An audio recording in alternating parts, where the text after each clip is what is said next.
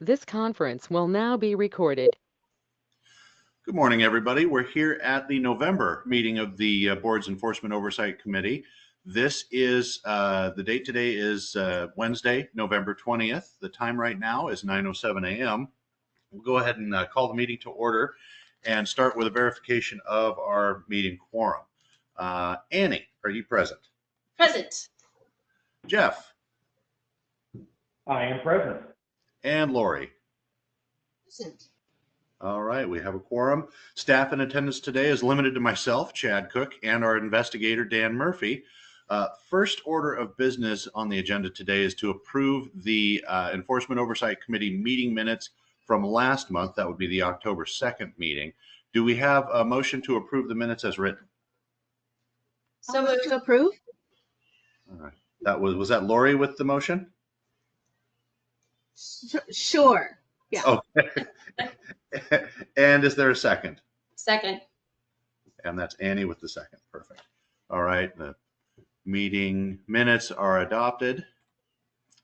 First up today, we have a case. Bear with me while I get to it here. Sorry, folks.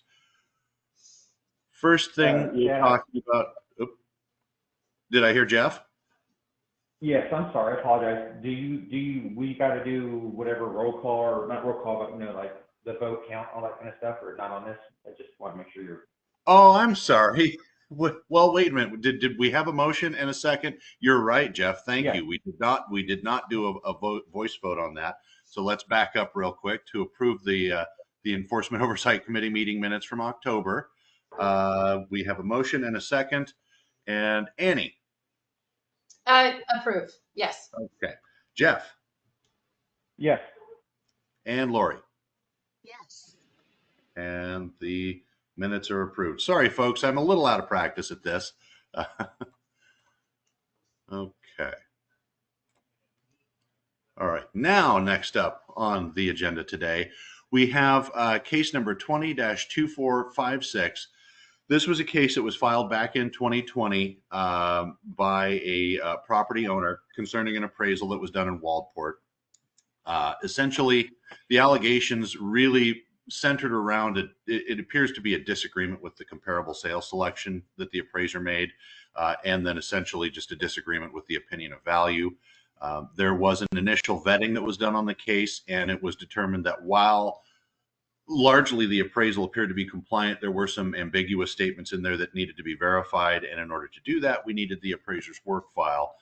Since then, that work file has come in and it's been examined by both myself and Investigator Murphy.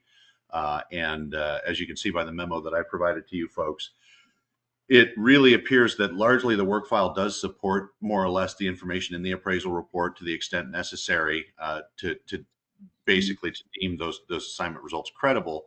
One other piece of information is that the appraiser has since retired from the profession because of health reasons, and their license, as a matter of fact, is expiring at the end of January here. But given the fact that we didn't find anything serious related to ethics or competency, and really essentially there were, other than differences of opinion that can exist, there wasn't anything substantial that was found based on my examination of this case. So essentially, at this point, we would be looking for a motion potentially to dismiss the case and close with no further action, or I guess a determination that you folks want us to proceed with the investigation regardless. Are there any questions related to this 20-2456? No, Chad, just a procedural question. It wouldn't be the EOC that would move to dismiss, correct? Well, the truth of the matter is I'm bringing this case before you folks because if this had been received, vetted, and dismissed in 2020, there would not need to be an EOC meeting. The reason that we're bringing it to you folks today is because it is a 2020 case, because we determined that we did need to take a look at things, and generally, basically, because of the age of the case. I wanted to get your opinion on this, on whether or not we should close it without further investigation or move forward. Oh, so, okay, so are we looking for a motion then? We would be looking for a motion today, yeah. Okay, and would that motion be to dismiss without Correct, further investigation? correct. Okay, Annie, do you want to make that If motion? And that's I'll the second it. direction, sorry, Sure. if that's the direction you're leaning. Yeah, I agree with I mean, oh, sorry. I motion that we go ahead and cancel it and move on. There's not anything we're going to be able to do. The person's retired or retiring, I think retired, and we don't need to I don't think,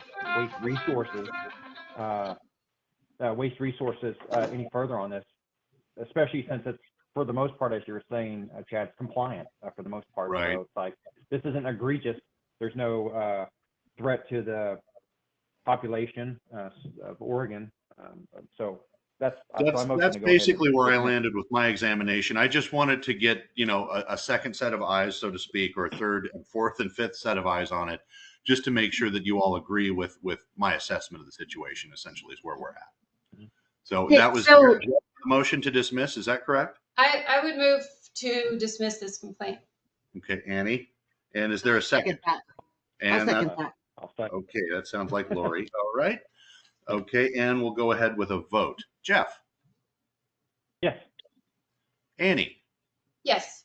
and Lori. Yes. Okay, the motion to dismiss is approved. I'll go Sorry, ahead and Lori, can you do me a little favor and turn your mic up a bit? I don't know if you guys are having trouble Talking hearing about me, but I am. I was going to say the same thing. I'm having just a little trouble hearing. That sounded better. we want to run a quick test for everybody. Just sound out so we can hear you. This is Jeff. I'll test. Okay, I can hear Jeff. Yeah, I can barely hear him. It is a little quiet. I'm not sure if that's the internet, if it could be GoToMeeting itself. And that's not, I don't know that we can fix that. I took off my earpiece and went to my phone. So There is we this any better for you go. guys? Oh, there we go. Okay. All right. Yeah, you're Took both off my good now. earpiece. Okay. Okay. All right. Well, that was the case that I had. I believe we just voted on dismissing that with no further action. I'm going to go ahead and pass the meeting over to Dan at this point. Okay, I've got a multi-case preliminary compliance report. Two cases I looked at, same appraiser. One came in 2020, the other in 2022. First case is 202455. I can see on the top of page 3 it says 202446, but let me assure you it's 202455, the first case. Do we have any questions before we start? It was pretty straightforward, not anything too twisty. Okay, here we go. Case 2024-55, record keeping rule. Oh, sorry. Sorry, folks. Let me get down to the violations here. Yeah, me too. What page is that? Oh, sorry. It would be page 4, bottom of page 4. Okay, gotcha. I'm there. Voting on the record keeping rule. We'll start with Annie. Yes. And Jeff. Yes. And Lori. Yes. Okay. Standard Rule 1, real property appraisal development. Standard Rule 1-1A. Jeff. Yes. Lori. Yes. And Annie. Yes. Okay. Standards Rule 1-4A. Annie. Yes. Jeff. Yes. I have to read. And Lori. Yes. Okay. Standards Rule 1-4B1. Jeff. Yes. Lori. Yes. And Annie. Yes. Okay. Standards Rule 1-4B2. Jeff. Yes. Lori, Yes. and Annie. Yes. Next, Standards Rule 14B3. Annie, Yes. Lori, Yes. was that yes? Yes. Okay. And Jeff. Yes. Sorry, folks. Okay. Standards Rule 2, Real Property Appraisal Reporting. A Standards Rule 22A10-1. Annie, Yes. Lori, Yes. and Jeff. Yes. Okay. Standards Rule 22A10-5. Jeff, Yes. Lori, Yes. and Annie. Yes. Okay. Oregon Administrative Rule 161.025.0060 sub 1. Jeff, Yes. Lori, Yes. and Annie. Yes. Okay. Oregon Revised Statute 674-142. Jeff, Lori, Yes. and Annie. Yes. Okay. Beautiful. Okay, the next case in the preliminary compliance report is case number 222531. Before we start with that, does anyone have any questions? Is this the one where, let's see, I'm kind of This getting, is the one with the solar panels. The oh, complainant wrote you in. and all that. Okay. The complainant was very detailed, and I just had somebody walk in the front door of the office here. I'm the only person in the office. We'll go ahead and pause the meeting for a second, Dan. That's All right, fine. hang on 1 second. Let me go see who it is. Well, Ted, I have a question about this. It kind of goes back to a conversation you and I had like a month or two ago. When there's an ADU, is it required for the residential appraiser to do an income approach, or? I don't know that it's required. Well, so okay, I'll answer that definitively. It's never required, right? Okay. None of the approaches are required. Okay. I would say it's probably certainly relevant, at least. Well, okay, I'll give you your market in Bend. There's a lot of ADUs there, and that's a really big recreational community. A lot of little Airbnbs. Well, and this property had a lease, right? Oh, okay. I mean, at least that's what the complainant said. Did I get that right, you guys? Didn't he say that it was leased for a certain number, like he had a rent? He actually said what the rent was. Yes. We should wait till 1,500 a Dan month gets with back. 100. In terms of Utilities or something talking like about the specifics of the investigation, yeah, let's wait because Dan did the investigation. Yeah. I can answer general procedural questions, but as far as this specific case, I defer to Dan. Okay. Okay, I have an appraiser in the office who's turning in his renewal application. He would like to pay now with credit card. I've not run a credit card payment in a long, long time. So how's that happen? I'll tell you what we need to do, Dan. Go ahead and get the credit. You can print off credit card authorization form, and then give him a receipt for the application Okay, credit card application form. on our website. And in fact, folks, I'm going to pause the record real quick since we're talking about stuff that's outside of the EOC. Yeah, don't read the credit card number over the. Just for the record, for 1 quick second, I'm going to take us off the record. We're gonna have a short adjournment of the meeting. This conference will now be recorded. All right, folks. Sorry about the interruption here. We're back on the record. We'll go ahead and reconvene the meeting. The time now is 9:27 a.m. I'm going to do a quick roll call vote just to verify for the record that we're all here. Annie? Here. Jeff? Here. And Lori? One more time, Lori. Oh, here. There we Sorry. go. Okay. And as always, staff in attendance today is myself, Chad Cook, and our investigator, Dan Murphy. All right. We were on just Case begin. 22, 25, 31. There it is. Okay. Case number 2 in the multi-case PCR. All right. Right. Okay. And I think someone had a question. Oh, yeah, Andy. Yeah. Yeah, I just was, I mean, not being a residential appraiser, I don't know what, I was just wondering about the applicability of the income approach for the Interesting. So I just finished a course. My license ends at the end of next month. And so I just took a course about solar, all about solar and how to value solar in a report. And the course pointed out that you can use sales comparison approach, but the heavy approach or the more reliable approach is the income approach.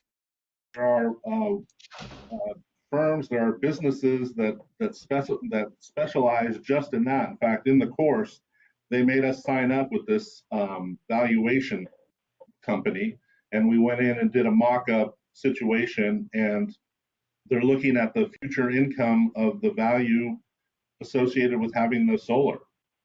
There are a few good tools online for that stuff now. We're starting to get enough market data that we can aggregate and analyze it compared to non-efficient. Right. Yeah.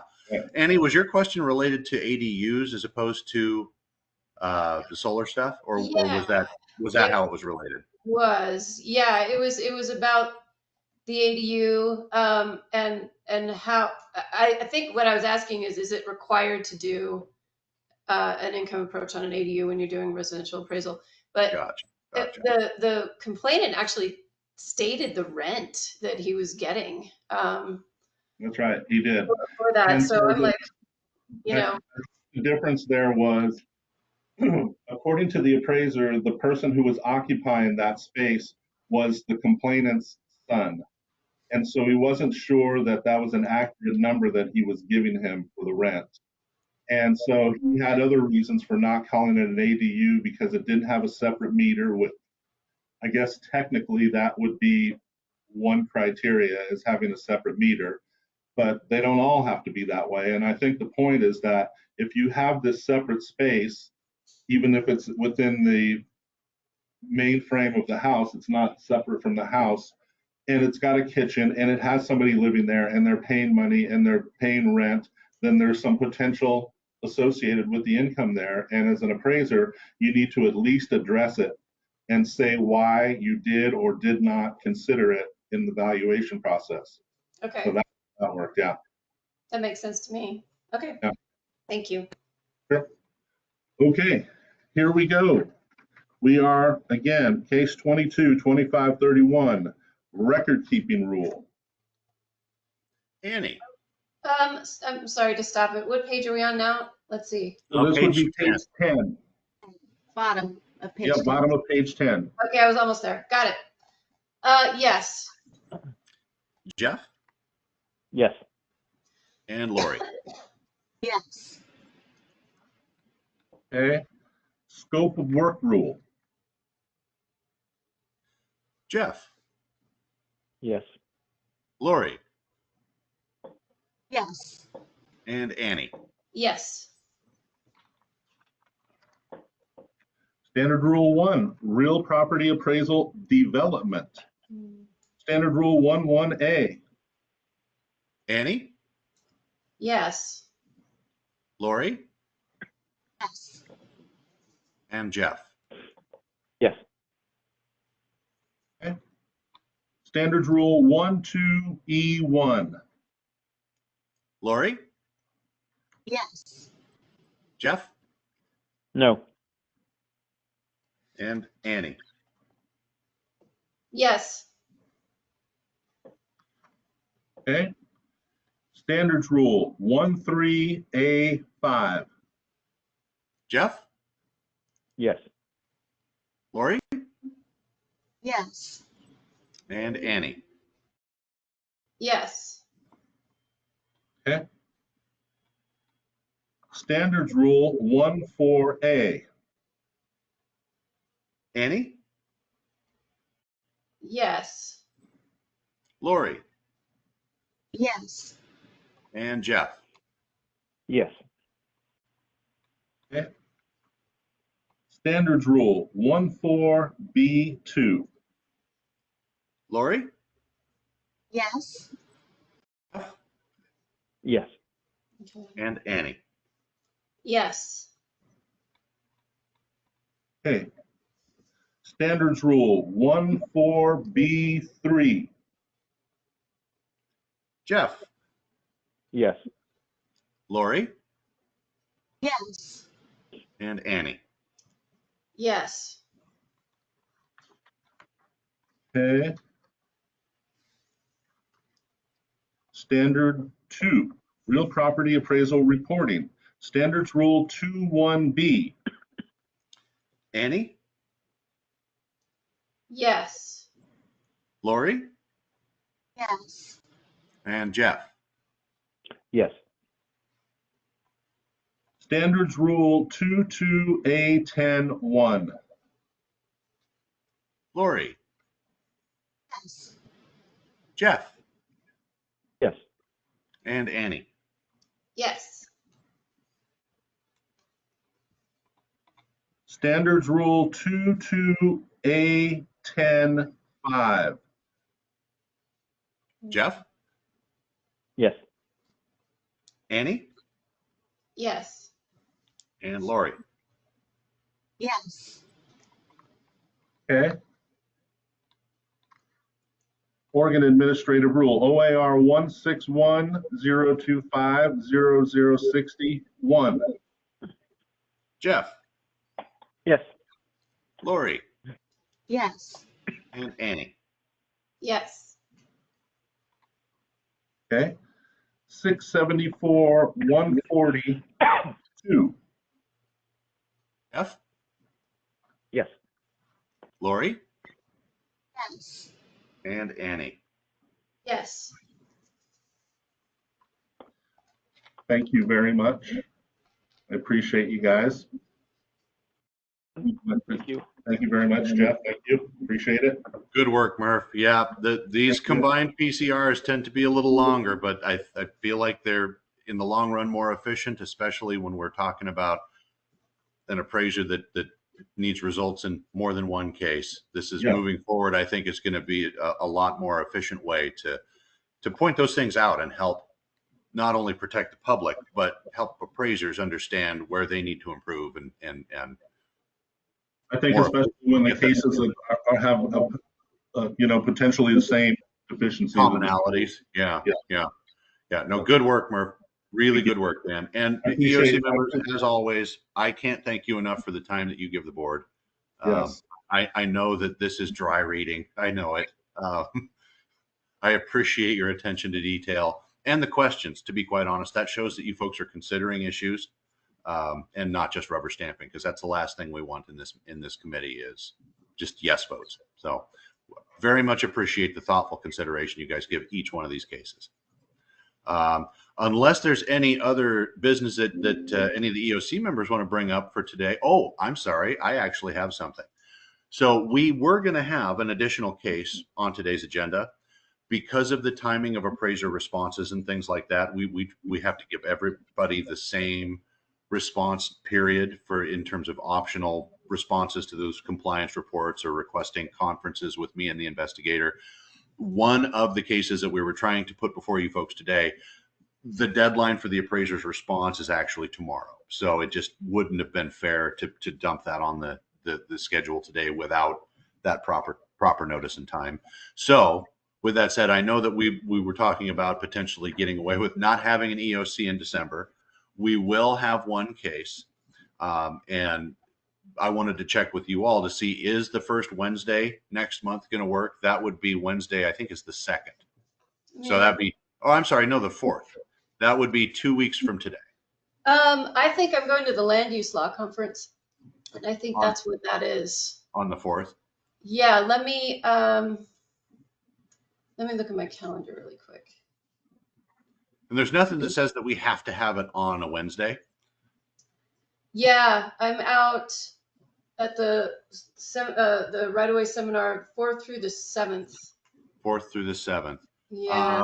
And Chad, there's also the public meeting for the public meeting law training for board members Oh, on the 4th next week. on Okay. the 4th. Yeah. How does, and I know that this is right on the heels. You know what? We could do this on the 11th. Does the 11th work for everybody? That would be the following Wednesday, 7 days after. Yeah, I'll be in Dallas, so I can't Okay. attend that one, unfortunately. Fair.